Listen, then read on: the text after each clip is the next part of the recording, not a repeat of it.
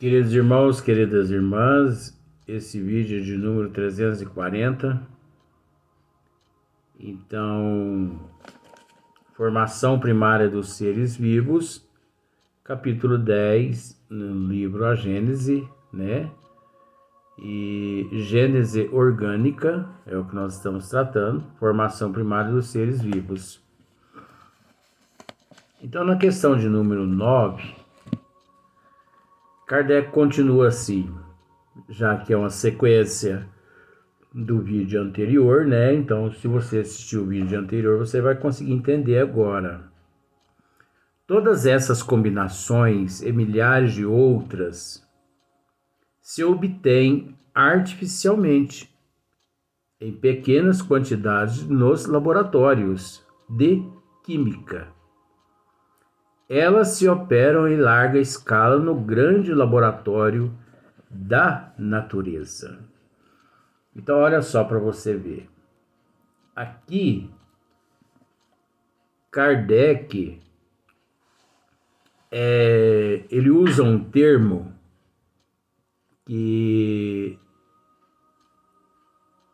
há um bom tempo, gravando esses vídeos, nós temos usado, que a Terra é um laboratório, que a Terra é uma incubadora. Aí você pode me dizer assim, mas como assim, Luiz? Aí Kardec usa o termo. Olha só para você ver. O que ele está querendo dizer é que o cloreto de sódio, ou sal marinho, o cloro e o sódio, o hidrogênio, né? O fosfato de cal, base sólida dos ossos, o ácido fosfórico, o sulfato de cálcio ou gesso, ou e o alabastro. Pois bem,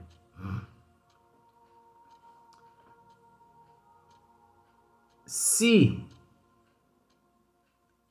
o químico no laboratório quiser, ele consegue em pequena escala, é óbvio. Se ele quiser em pequena escala, ele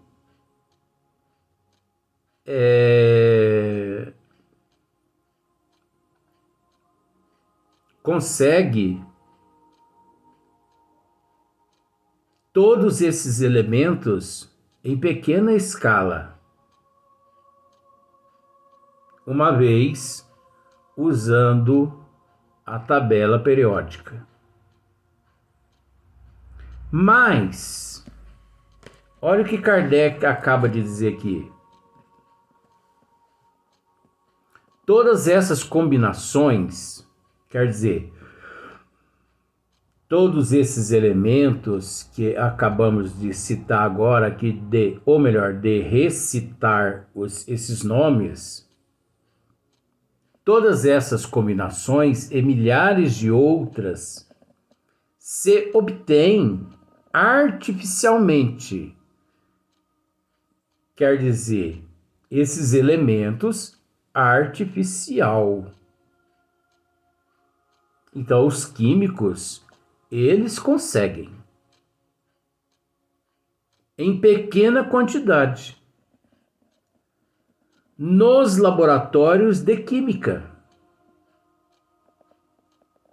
Elas se operam em larga escala no grande laboratório da natureza, que aí já é o contrário. Então, nós vemos aí que a Terra é um laboratório. A natureza de Deus é um laboratório. Por enquanto nós estamos falando apenas da Terra. Mas chega um momento em que, em larga escala, nós temos que deixar para trás o globo terrestre e dizer que não é só a Terra que é um laboratório. Não é só a Terra que é uma incubadora. E sim, todos os universos, o infinito, todas as dimensões. Por que todas as dimensões? Porque cada dimensão corresponde ao nível evolutivo de cada qual ser ali se encontra.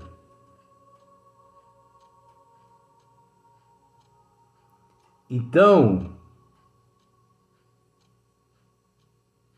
nós podemos dizer isso com todo respeito. O Criador é um laboratório. Isso eu assumo o que eu estou dizendo, porque os meus pensamentos vibram noutras ondas. Então, o Criador, ele é um laboratório que encontra-se além da nossa imaginação.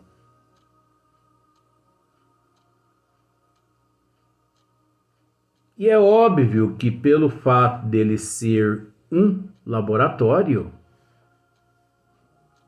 não deixa de ser também o Criador, vou usar esse termo pejorativo, por falta de termo. Não deixa de ser ele também uma incubadora. Porque ele é o princípio. Deus é a inteligência. Princípio. Deus é o princípio da inteligência. Luiz, mas não é a inteligência primária de todas as coisas? É a mesma coisa. Deus é a inteligência, é o princípio inteligente. O princípio de tudo. É o princípio da inteligência, é o princípio da sabedoria, é o princípio do infinito. Ele é o princípio de tudo. Então, Paulo mesmo dizia, nele nos movemos, nele existimos. Isso equivale a dizer que nós somos células no corpo de Deus, em processo de evolução.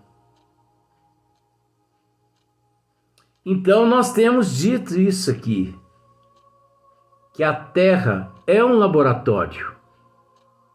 Só que tratando-se de Terra, mas que na verdade não é só a Terra, é o universo. Os universos, Deus é um laboratório. Um laboratório infinito, onde nós não temos noção.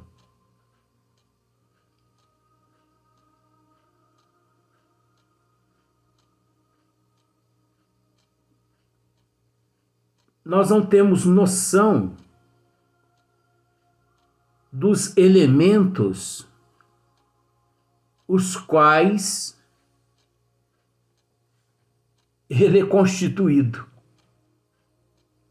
Até porque eu vou usar esse outro termo.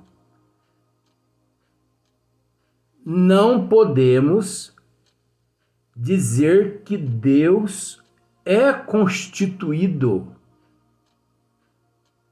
porque ele é o inconstituído. Ele não é constituído. Porque constituir Deus é limitá-lo. E Deus é ilimitado. Você consegue entender assim?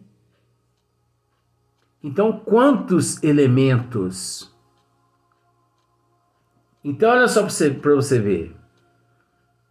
Em sua origem, a Terra não continha essas matérias em combinação. É lógico. Na origem, a Terra não continha essas matérias em combinação. Esses elementos, aliás. Porque aqui está, não continha essas matérias, né? Mas matéria, a gente sabe que uma vez depois dos elementos combinados. Enquanto não se combina os elementos, é óbvio que não pode dizer-se que há ali uma matéria. Então, em sua origem, a Terra não continha essas matérias em combinação, mas apenas volatizados seus princípios constitutivos quando as terras calcárias e outras tornadas pedrosas, né? Com o tempo, se lhe depositaram na superfície aquelas matérias, não existiam inteiramente formadas, porém, no ar se encontravam em estado gasoso todas as substâncias primitivas. Olha para você ver. Porém, no ar se encontravam em estado gasoso todas as substâncias primitivas, precipitadas por efeito do resfriamento. Essas substâncias, sob o império de circunstâncias favoráveis, sob o império de circunstâncias favoráveis. Que circunstâncias essas?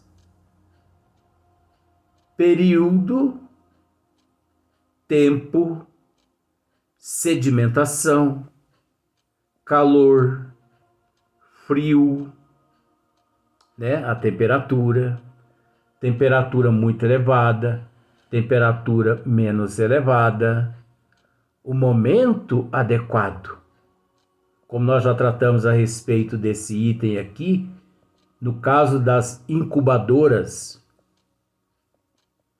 quando aquele que ali toma conta das granjas, quando ele quer que os ovos saia dele apenas pintainhos, fêmeas, ele põe numa temperatura. Estuda isso para você ver, é interessante. Eu aqui estou dizendo algo que eu já estudei e eu estudo isso. Então, parece que se ele põe em 28, 29 graus Celsius, um negócio assim, Parece que sai só fêmea. E se põe em 34, um negócio assim. É porque é muita coisa na minha cabeça, então são muitas matérias, entendeu? Sai só macho. Então, o macho e fêmea não são definidos no gênese, ali no cromossomo, vamos dizer, da concepção, quando há ali a fecundação. Não é. É como se fosse... Não posso fazer essa comparação. Não posso fazer essa comparação porque não tem nada a ver com seres humanos. Porque entre seres humanos, a programação ela é programada na reencarnação. Então, por exemplo, pode estar fazendo frio, seres humanos, vamos pensar assim. Seres humanos é o contrário. O que promove o nascimento de menina e de menino, de masculino e de feminino, não é a temperatura, não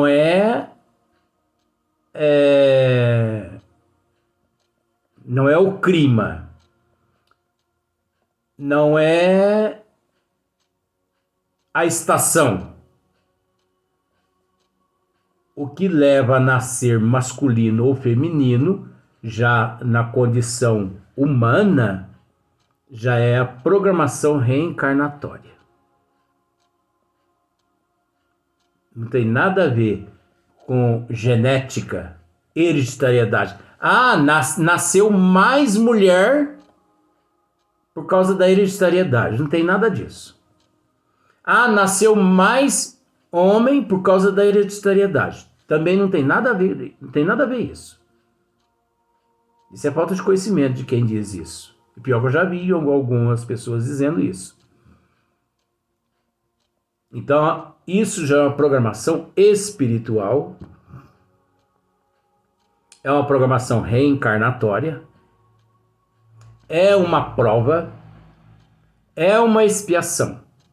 Porque nós temos que entender que no reino hominal, nascer na condição de homem ou de mulher, está ali, incluído ali, prova e expiação.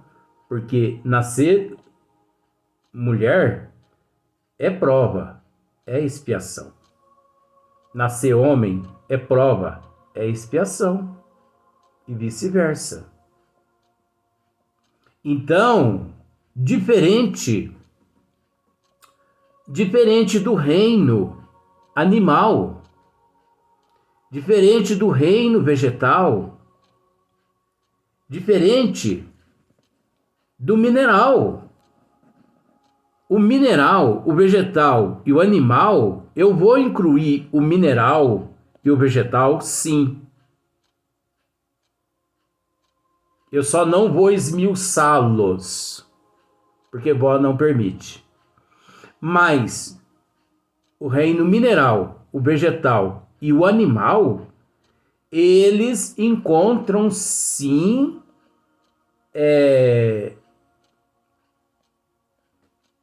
relacionado, macho e fêmea encontram-se relacionado a ambiente, clima, estação, e também existe um outro fator no reino animal.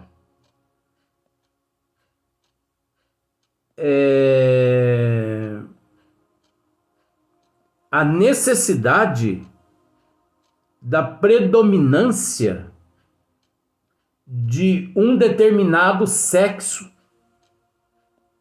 para a proliferação.